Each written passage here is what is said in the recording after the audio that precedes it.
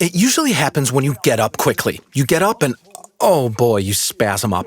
Welcome to lumbago or severe lower back pain. And you think, I need a doctor, I need a shot. But do you really need a doctor? Could be you won't need one because you could help yourself. And how do you do that?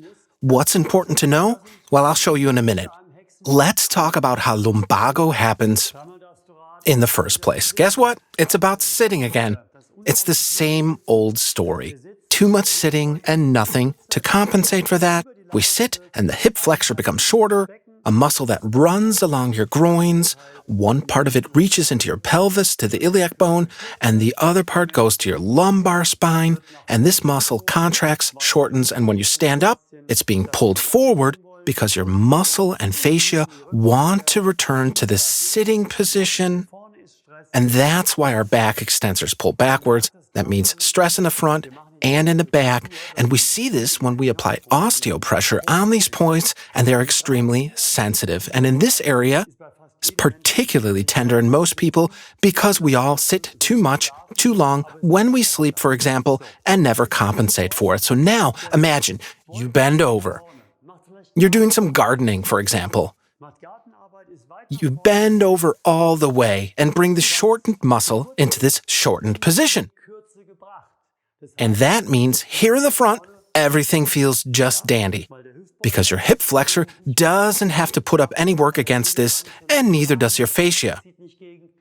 So, as a matter of fact, this posture is an avoidance posture, similar to lying on your back on a posture pillow, but more about that in a minute.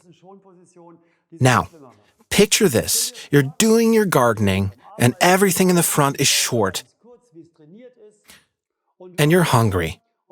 And suddenly somebody calls, dinner's ready. And so you get up, you throw away your gardening tool, get all the way up, and then an invisible force is pulling you forward, and you think, what do I want to do down here? I want to go have lunch. So you want to get up again, and right at this moment, an excruciating pain shoots up your back. What has happened and why? Well, you were bent over, and everything was in this shortened position where you feel all okay. And suddenly you want to get up quickly, lunch is waiting, and now your muscles go nuts, your hip flexor, your abdominal muscles, everything involved here because they're being stretched apart. But they were in their shortened comfort zone. They're going nuts here, means your muscles go into shock.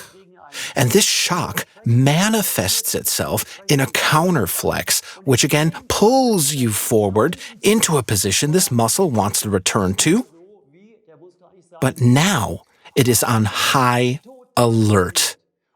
And if you then stretch it just a little bit, because your back extensors want to pull you up, but you can't stretch in the front because everything is locked and spasmed up, and this entire force shifts onto your spine, producing this excruciating pain in your lower back. And this pain just wants to protect your discs from any damage because all this force is applied to them.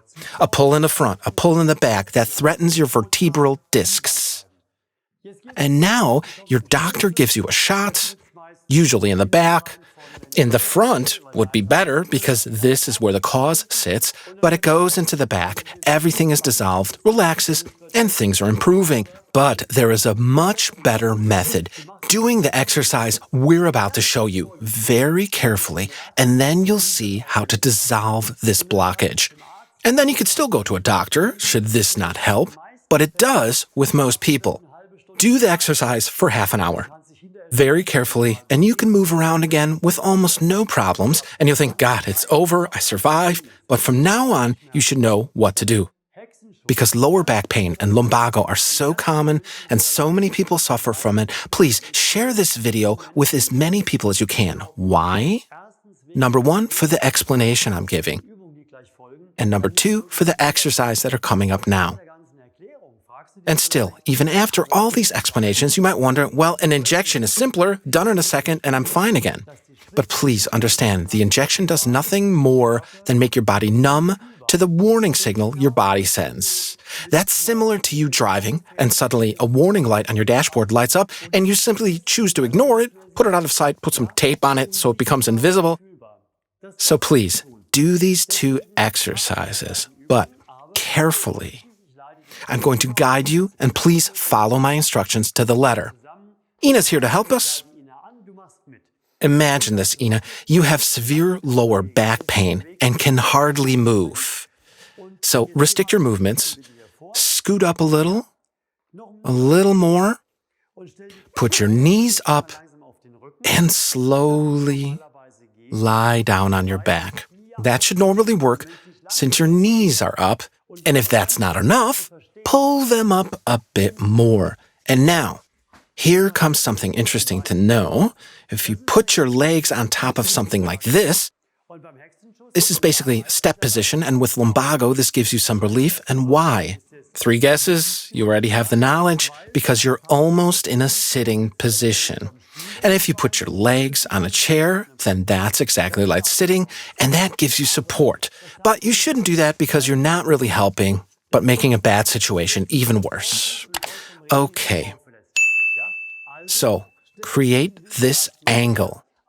And since your legs are close to your buttocks, you'll feel relief as well. But now, don't see this as the permanent solution, but only as the start of your training. What to do next? Slowly inch your feet forward, slide them a bit. Maybe now you could feel a strong stretching pain. Stop here, please. If that's the case, then this is your training situation. And now the stretch should be at 9.5 on your personal pain scale. And then you'll notice that after barely a minute, you'll be down to 7.5. Then slide forward a bit more until you reach a stretching pain of 9.5 again. So you turn the whole thing around. You have to understand your pain as a training guide that shows you exactly how much stretching this muscle can take before it pulls on your spine again, and then it triggers an alarm pain to protect you. Okay.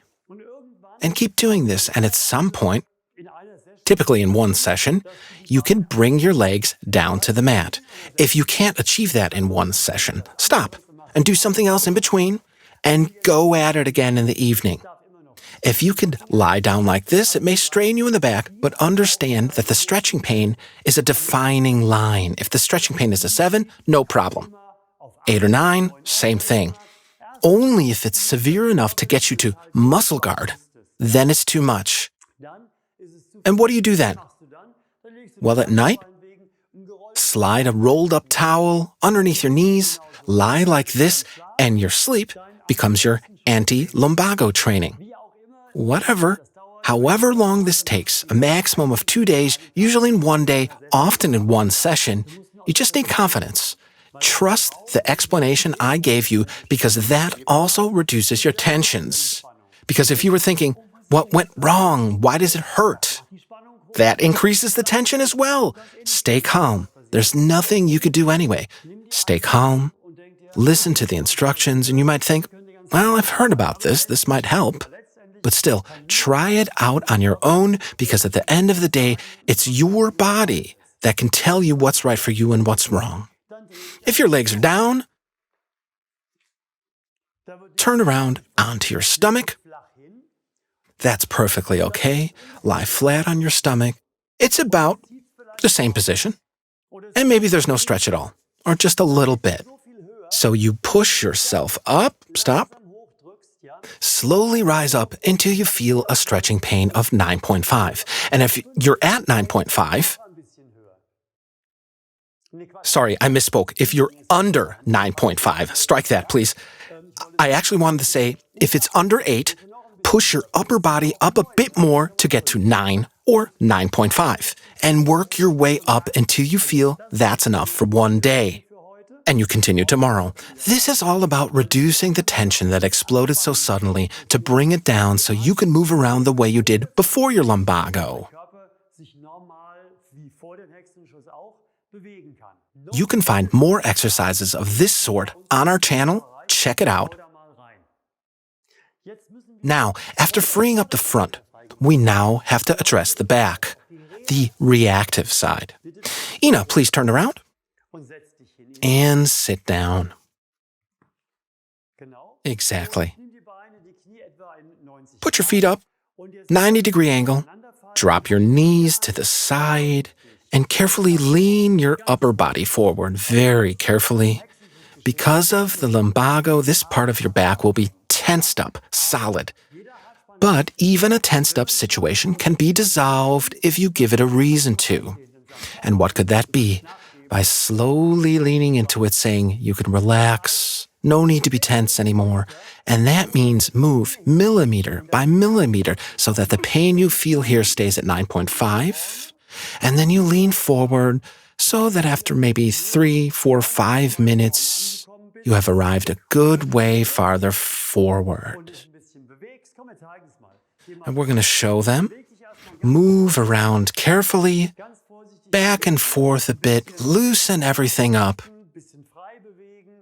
And you'll notice moving around has become so much easier, and that's exactly what you've set out to achieve. So what I explained to you in a minute ago is a great opportunity to check out if you need to see a doctor or not, because if the pain has disappeared or is dialed back, you won't need an injection, and that means no hassle, no side effects. This way, it's much more natural. If you click up here, you'll find a morning routine against lower back pain, against lumbago. If you do these exercises regularly, you won't have this problem in the first place. It'll become rather unlikely. Down here, you could subscribe to our channel in case you haven't done that already. So, let's say goodbye.